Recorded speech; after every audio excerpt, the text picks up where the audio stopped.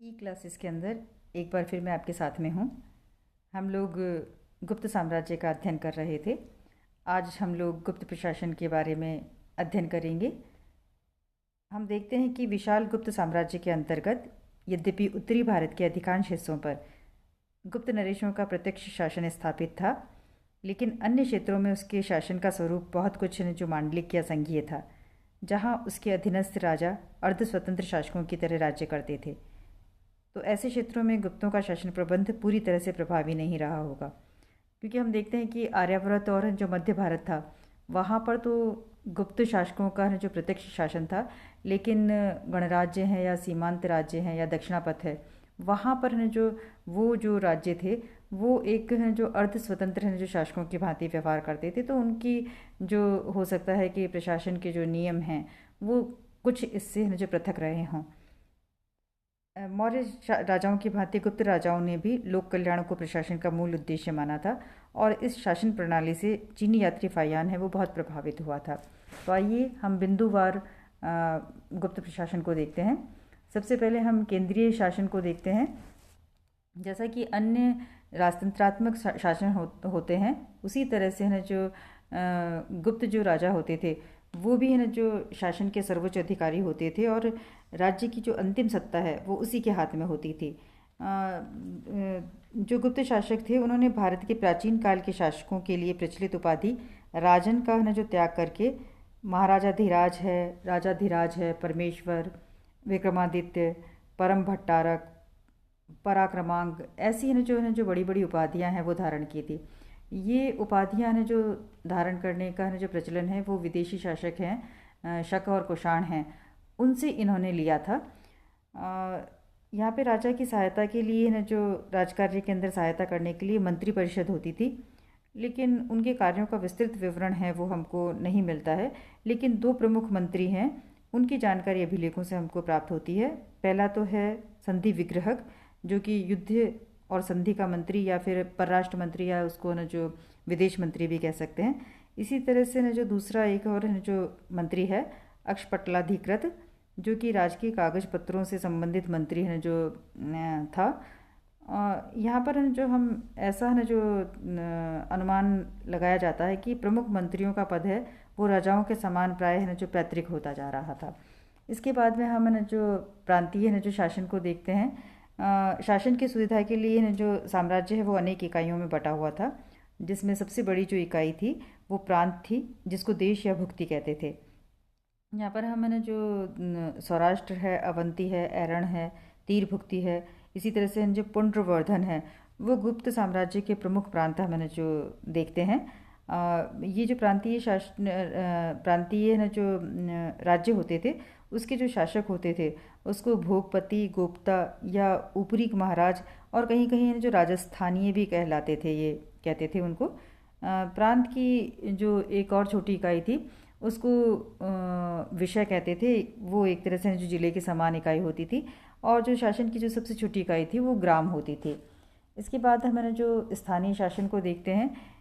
स्थानीय जो यहाँ के जो नगर प्रशासन के संबंध में जो जानकारी है वो बंगाल के न जो दामोदरपुर के न जो ताम्रपत्र से हमको न जो प्राप्त होती है, जिसके अंदर न जो एक न जो नगर परिषद है न जो, जैसे कि आधुनिक है न जो नगर परिषद है या नगर पालिका है, उस तरह की है न जो एक है न जो परिषद की है न जो हमको उल्लेख उसका मिलता है। और इसके सदस्यों के अंदर हम देखते हैं कि नगर श्रेष्ठिन जो कि श्रेणियों के प्रमुख होते थे, इसी तरह से जो सार्थवाह जो कि मुख्य व्यापारी जिसको कह सकते हैं, और प्रथम कुलिक जो कारीगरों का प्रधान होता था, और प्रथम कायस्थ जो कि जिला का है ना जो लेखा जोखा करने वाला मुख्य लेखक होता था। इसी तरह से न जो भूमि के मूल्य का निर्धारण करने वाला जो व्यक्ति होता था पुस्तपाल, वो इस न जो परिषद के न जो मुख्य न जो सदस्य होते थे। इस परिषद के कार्यों का न जो ज़्यादा विस्तृत वर्णन तो हमको नहीं मिलता है, लेकिन भूमि का क्रय विक्रय जैसे न जो कार्य हैं वो इसी के माध्यम से होते थे। इसके बाद में न जो ग्राम शासन के अंदर हम देखते हैं कि ग्राम का प्रबंध करने के लिए एक न जो सभा या समिति होती थी, जिसका प्रमुख न जो ग्रामिक महत्तर या फिर जो भोजक कहलाता था। यहाँ पर हम देखते हैं कि ग्राम एक न जो स्वशासित स्वायत्त इकाई की तरह से न जो कार्य करता था, और जहाँ सभी प्रमुख निर्णय के अंदर ग्रामवासी और न जो ग्राम सभा होते थे उसकी भागीदारी होती थी। इसके बाद में न जो हम न जो यहाँ की न्याय व्यवस्था को जब देखते हैं तो उसके अंदर राजा है न जो सर्वोच्च न्यायाधीश होता था, और इसकी है न जो मदद करने के लिए है न जो इसमें है न जो कात्यायन है वो कहता है कि न जो राजा को न जो विद्वान ब्राह्मणों, प्रमुख नागरिकों और न जो राजतंत्र के ज्ञाता मंत्री है उसकी मदद से मुकदमों का है जो निर्णय करना चाहिए। इसी तरह से गुप्त काल में लिखी गई जो नारद स्मृति है उसके अंदर उस समय के जो 4 प्रमुख न्यायालय हैं उनका उल्लेख मिलता है, जिसमें है पहला है कुल, फिर दूसरा श्रेणी, तीसरा गण और चौथे राजकीय न्यायालय। ये प्रथम 3 प्रकार के न्यायालय हैं जो जनता के होते थे, और चौथा सरकारी था। यहाँ पर अगर कोई नीचे के न्यायालयों की उससे न जो न्याय से न जो अगर संतुष्ट नहीं होता था तो उसकी अपील है वो ऊपर के न्यायालयों में भी संभव थी। न्याय का जो प्रमुख अधिकारी होता था उसको न जो विनय स्थिति स्थापक कहा जाता था, और फायान है जो बताता है कि जो गुप्तकाल के अंदर जो न्याय व्यवस्था थी वो बहुत ही उदार थी, और जो अपराध है वो कम ही होते थे। इसके बाद में हम जो उस समय के जो सैनिक प्रशासन को देखते हैं तो वहाँ पर हम देखते हैं कि सम्राटों ने जो दिग्विजय प्राप्त की थी, तो इसलिए न जो उनके पास में जाहिर सी बात है कि विशाल और शक्तिशाली सुसंगठित सेना रही ही होगी। तो यहाँ पर जो गुप्तकालीन जो अभिलेख है उसमें न जो गुप्तों की चतुरंगिणी सेना, अस्त्र शस्त्रागार और जो उस समय के जो दुर्ग हैं उसका उल्लेख हमको न जो मिलता है। सेना विभाग का जो प्रमुख अधिकारी होता था उसको संधि विग्रहक है न जो कहते थे, और इसका जो कार्यालय होता था, सेना का जो कार्यालय होता था वो बलाधिकरण कहलाता था। जहाँ तक बात करते हैं हम राजस्व व्यवस्था की, तो राज्य की आय का मुख्य स्रोत है वो भूमि कर होता था। इसको न जो भाग, भोग या उद्रेक कहते थे। ये उपज का न जो 1/6 भाग होता था। यहाँ हम देखते हैं कि भूमि का न जो नियमित है न जो माप होता था, और जो भू क्षेत्र होते थे उसकी जो सीमा है या स्वामी आदि है उसका विवरण है वो रखा जाता था।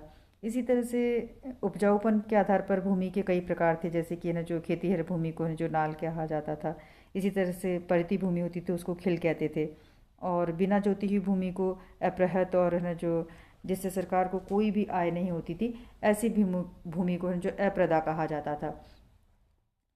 इसके अतिरिक्त उस समय के जो समृद्ध व्यापार से राज्य को आयात निर्यात और जो चूंगी के रूप में भी काफ़ी आय होती थी, और आय के कुछ अन्य स्रोतों के अंदर सिंचाई कर है, अर्थदंड है, सामंती राजाओं से कर और उपहार है। तो इनसे भी है जो मतलब है जो काफ़ी सारी है जो आय है वो राजाओं को हो जाती थी।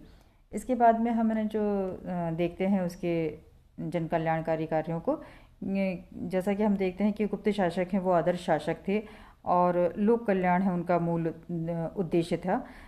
फायान ने जो लिखा भी है कि सारे उत्तर भारत में स्थान स्थान पर औषधालय, चिकित्सालय बने हुए थे, जहां रोगियों की मुफ्त में चिकित्सा होती थी, और उनको न जो औषधि है और पथ्य है वो बिना मूल्य के मिलते थे। इसी तरह से न जो उनके साम्राज्य के अंदर जो धर्मशालाएं, पाठशालाएं बनी हुई थी, और न जो सार्वजनिक दान की है न जो व्यवस्था भी है न जो बहुत अच्छी थी।